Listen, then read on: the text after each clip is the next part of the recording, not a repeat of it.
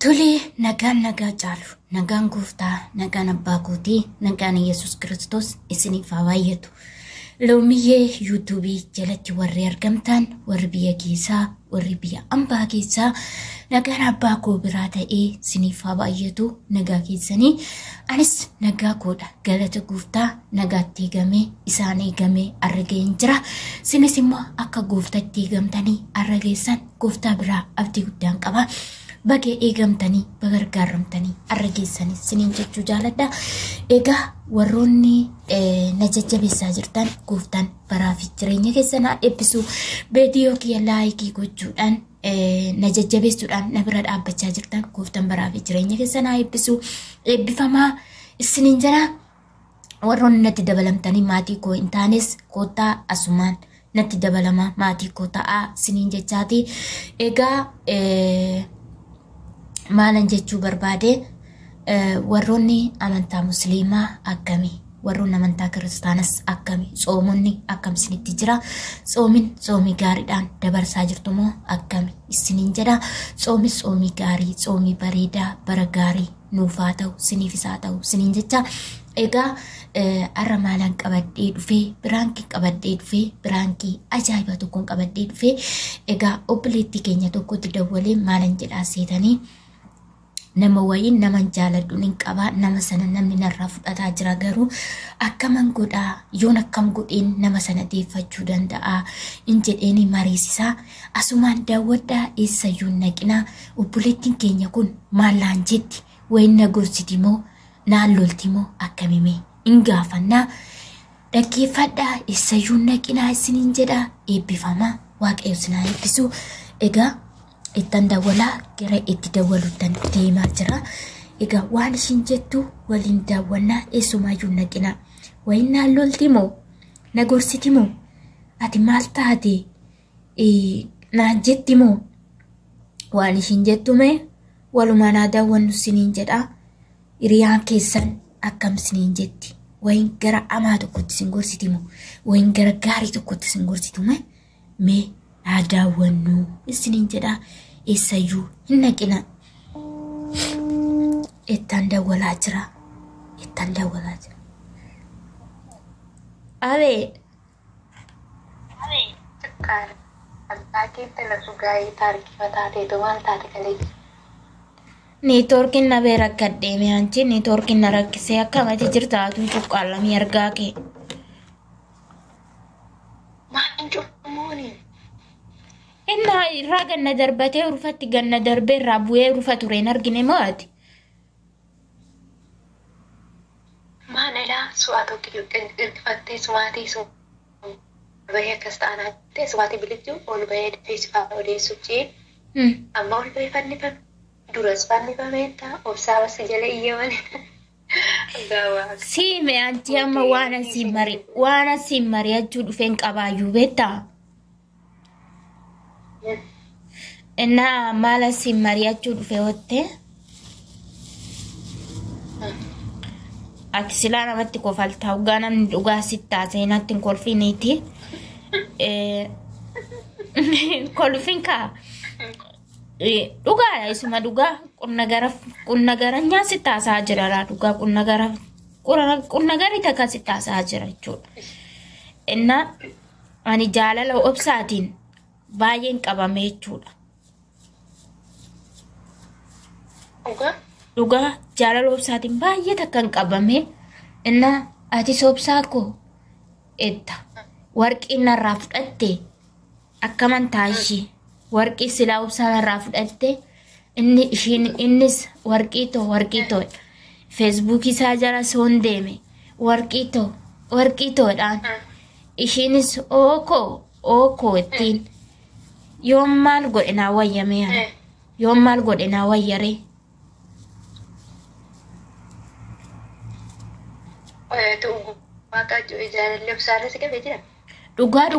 Dhugumatti jaalala irraa na qabe dhugaa siin mari'achuun dhufe dhuguman irraa qabame maaliif hoo'ettee obsaa kanatu na rakkisee waan akkasii kana natti himi yoon jedhee natti hima nan didu jechuudha.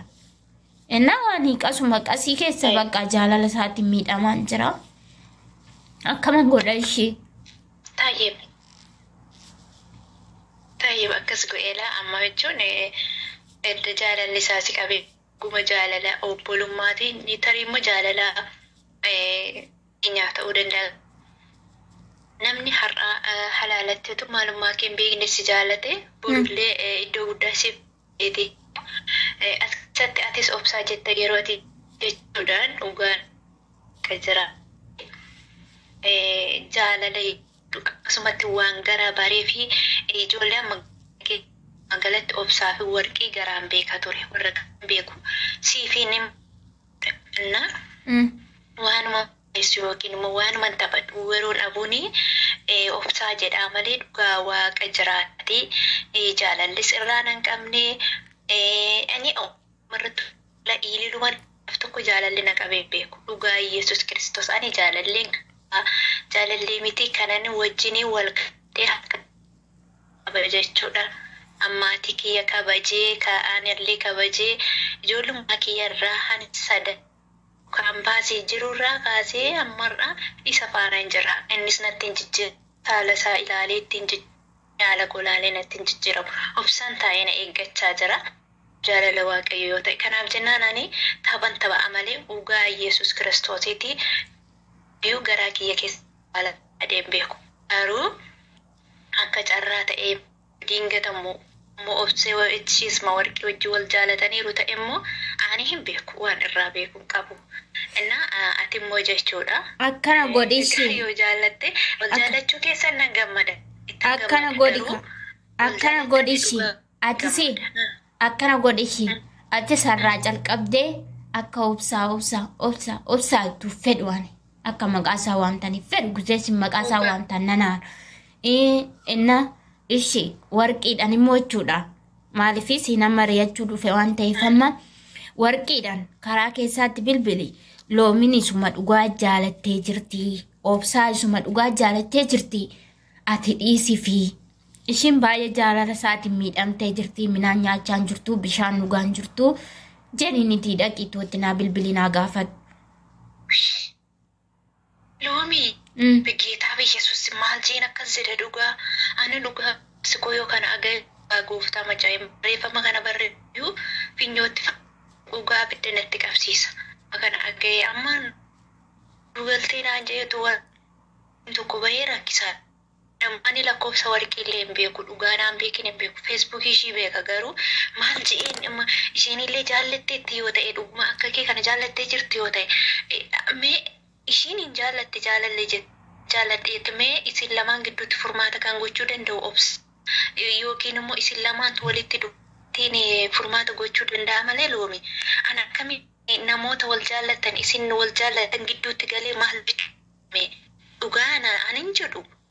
Indee ati qoyaa bee ati qoy ati shi akkanan miidhamu feetaa jechuudha.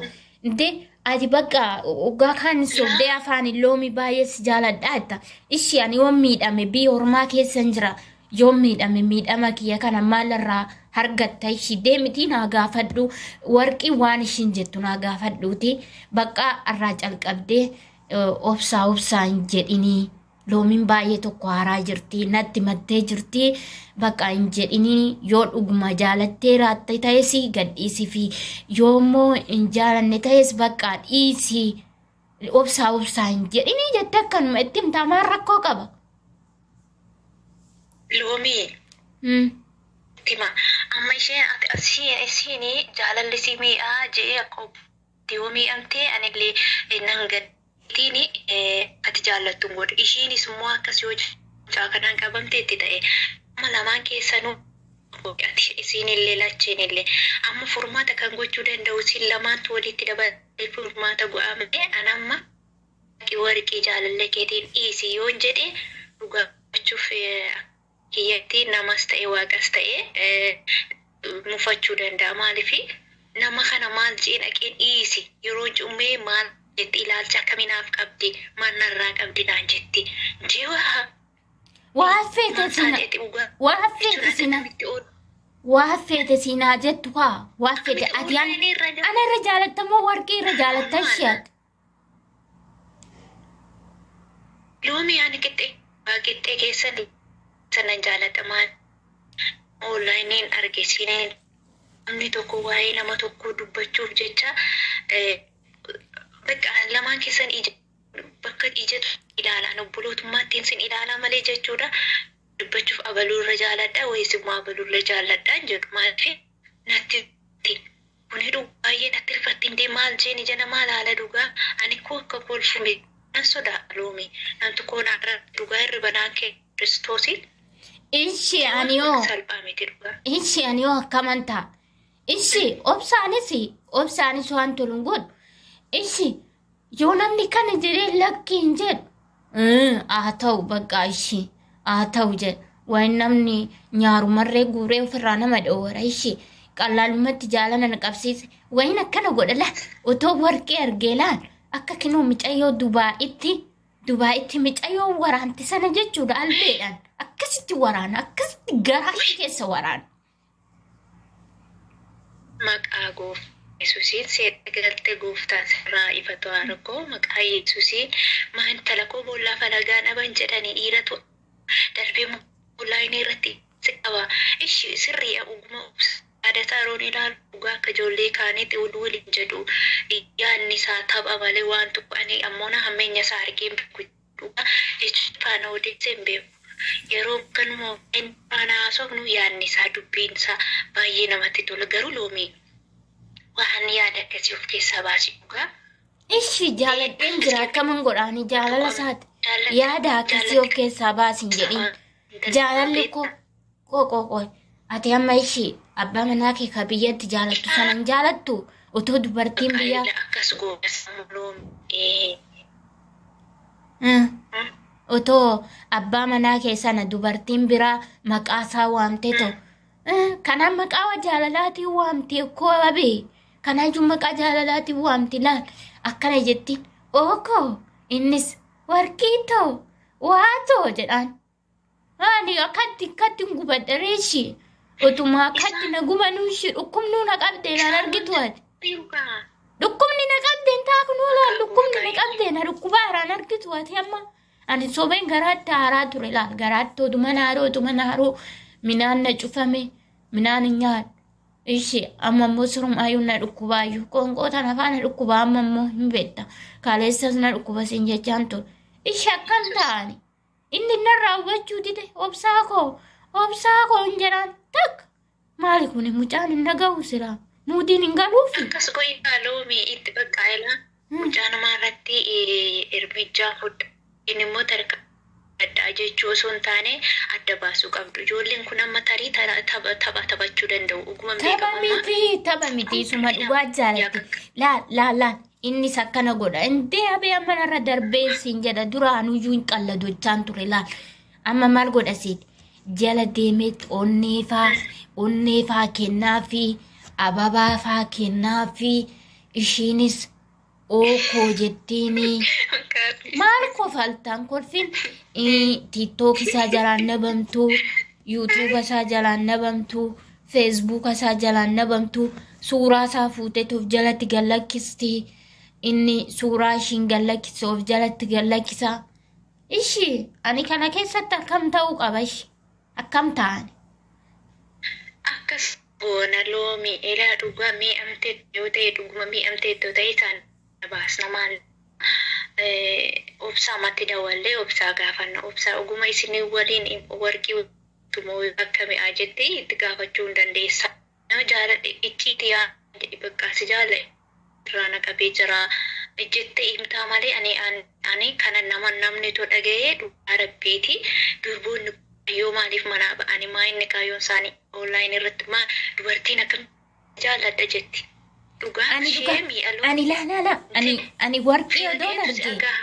Ani warqii odoon arge warqii nan ajjeesa laal warqii odoon arge akkatti kutee bira darba. Kiristoosiin maqaa Yesuusiin ifatame haadha koo dhugaa maachaa. Maal ani seexana na seete moo ifatame? Seexana na seete moo ifatame annaan jettu? Seexana na seete ifatame annaan jettu. Namni poliisa maal jiru maal dhiira irratti nama ajjeesamu? Eka, jala laka. Ishin kino, ishin Dubaatti waraante sun me jaalatteeti ka waraante lafa kaatee miti ka waraante me. Walirratti ila masheen Dubai irratti amma namatu namni waraanuu ishee bichaa icciitii beeka namni waraanuu ishee bichaa beeka malee loomi maal waraante icciitii waraanuu ishee sun maal akka ta'e nama baasee beeku garuu waraante talle tokko waraante jechuutu dhaga'ama haa ta'u malee jarri suni nama walitti siki amma ati qillatti obsaa kan jaalatte obsaa jaaladhe jettu warqiin illee akkasuma keessa obsaa beektaa hin beektu obsaanoo keessa kee beektu. Inde keessa obsa argeen jira kaayee alaala yuume namni akkaatti tsabaayii namaa ilaala namni koo amma fakkeenyaati amma alaala tsabaayii namaa laaltii namni kun gaariidha moo gaarii miti naa taa'amuu naan ta'uu bakka nama tokko waa baay'ee irraa madaalta koo qaaman bichaa bira geessee miti kan madaaltu akkasumatti bakka waan irraa dubbistu qabda mitiiree dubbii afaan saatirratti waan irraa dubbistu qabda jechuudha. Anna akkasika. Taayee biloomii sirrii ala'aan ammaan nan deeggara yaadni isaa nama akka nama guddaa baay'ee yaada guddaa qaba yaada bareedaa qaba nama duun waan itti gaafattisiif ta'uyyuu malee ammaati isa jaallattee jirta inni mata isa jaallattu dhiisuu danda'a maa darbii moo maal jettee loomii jaalalli narraa sirra maatiin keetti jedhu si agaa. Dammoo meechuudha abee maafa sitti miseete abee maafa sitti miseete laal maafan akkaatti sitti miseete warqiidhaan kalee galgala sagalee qabee fi karaa waasaappi sagalee qabee fi obsaarraa gadinaa bu'ii ani baay'een jaaladhaa jennaaniin jechuudha bilookii na goote maaliif bilookii na goote ishiin ana bilookii na gooteerti waan ta'eef maaliif loomii bilookii gootee jedhiini. Dhaqinaa gaafadhu abe ati nama miti namaaf hin argamtu shi namaaf hin ajajamtu. Bismaa wanti dhugaa Yesuus ani amma jechuun ani waa'ee akkasii indoo anna sodaadha dhugaa taphaaniyyuu jechuudha namni eegda isan obsaa jiru intala waamu maal jettan gaafate laayivii gallee sana ishiitiin baree immoo ani chaanaalii isheeyyuu jechuudha heeluwaa chaanaalii ishee Oromoo yaanatti fakkaate dhugaa rabbiitiin naan beeku. Lakka isheenii sanyii mootii jedhamti jaan Oromoof jedhamu jaalalli ishiiti jaan ani beeku dhugaa gooftaa irra caalaa immoo sii galansaa hin godhaa malee jecha namaan dhaggeeffamuun ture ni gaalaatti ammannaa eeggadda baay'ee natti aaran jechuudha lamaan isaaniiyyuu innaa ol bahee lakka atiyyuu natti fakkaata ani beeku waan isaa maariifaa ani illee jedhu jecha baay'ee natti daddarbatan ergasiiti ani taphan dhugaa rabbiiti maal jeene keessa dhaabbadheen dhiirasi jaalladhe jaalaluu naqee kon erga biyya arabaa dhufe jaalalan dur biyyatti qabuyyuu narraa badeera dhugaa Yesuus Kiristoos maali nyaattu nuddu akkamitti jaalalli sirraa baddisi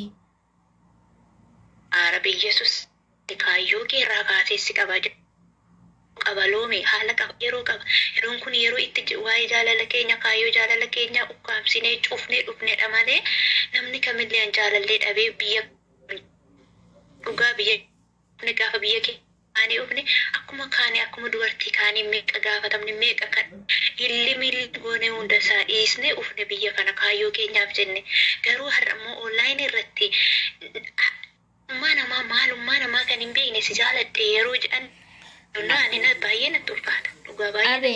Abe amma na dhaggeeffadhu laala. Ani akka kiyyatti.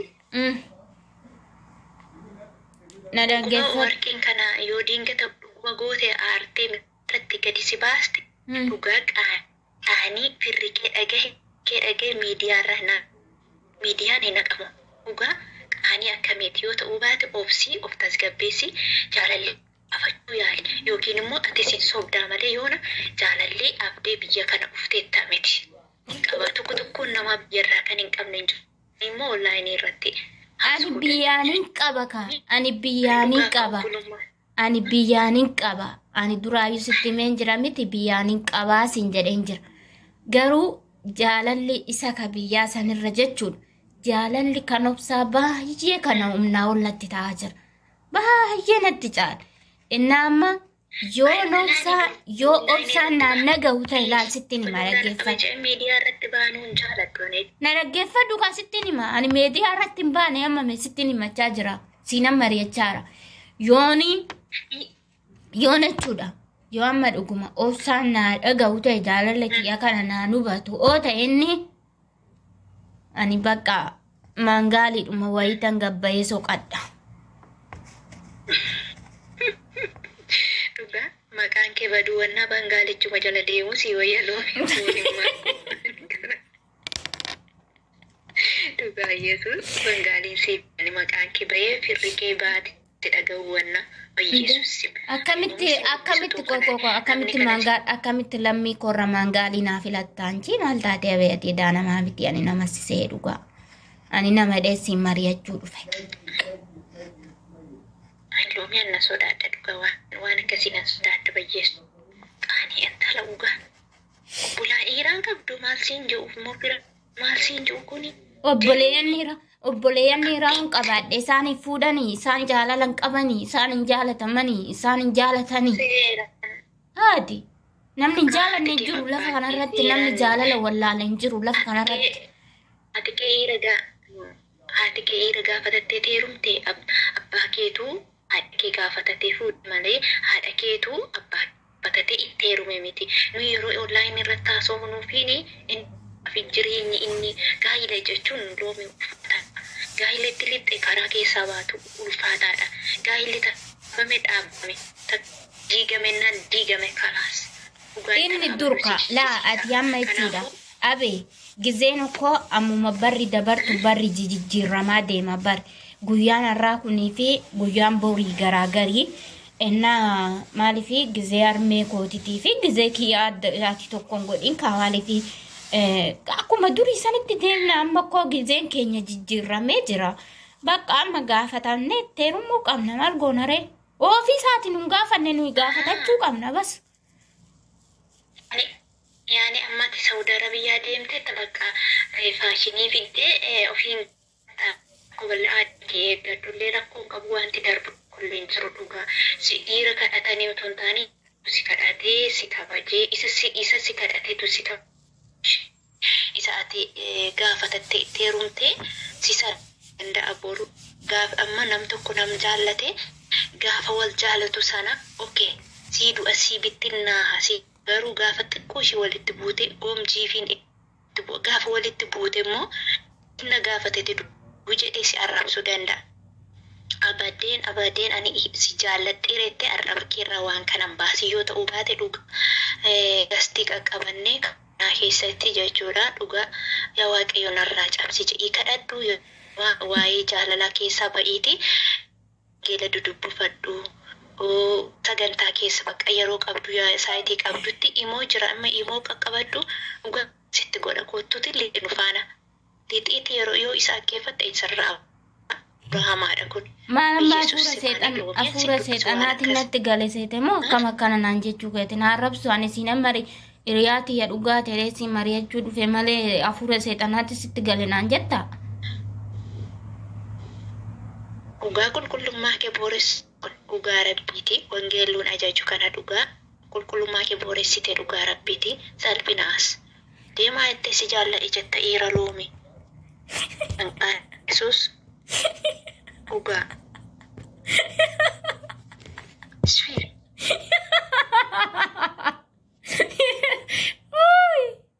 naata sakka'ee jira biraan kinkiya naata sakka'ee jira.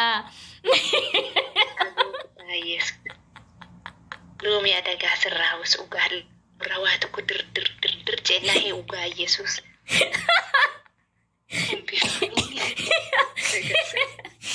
Biraan kee jaaymaan dalagee. Loomii adagaa sirraa maanni dhugaa Yesuus ana qabu. Isiin kana ijoolleen natti kofalti hin taane. Yesuus Kiristoos. Biraan kee ajaa'ibaan dalage. Biraan kee kunoo sinitti tole dhugaa biraan kee ajaa'ibaa. Si dhaggeeffachaa jira dhukkuba si heen dhugaa waaqa. Biraan kee ajaa'ibaati dhukkubbii dhugaa dhugumatti na dhukkubaa jira. Qoonqoon tuwwaa liqibsinaan jetti. mataa koos baay'ee tokko na dhukkuba jechuudha. Arra biraankii kana sirratti dalaguun qabadheetumaan dhufe. Innaa biraankiin kun immoo biraankii ajaa'ibaan naa ta'e. Viidiyoon kun yoo isinitti tole share like gochuudhaan nu bira dhaabbadhaa, nu jajjabeessaa, eessayyuu naqinaa, dogongora jiruuf immoo dhiifama nuuf godhaa, koomentii jalatti nu barreessaa. Abee irratti arra biraankii ajaa'ibaa irratti dalagee gorsa gaariin irraa argadhe garuu na gorsiteerti. Godhaani dhugaa Kiristoos akka kite dhugaa gooftaati hin beeku. Dhiifama guddaa godhaa waan keessatti dudubbadhee waan ammeenyaa yoo ta'e jechuudha dhugaa. Dhiifama guddaa saanaa godhaa irra caalaa fakkaate. Dhiifama guddaa godhaa hordoftoonni kanaalee loo biyya yuutuubii ishee jajjabeessaa tanii dhugaa gooftaati ani garuu.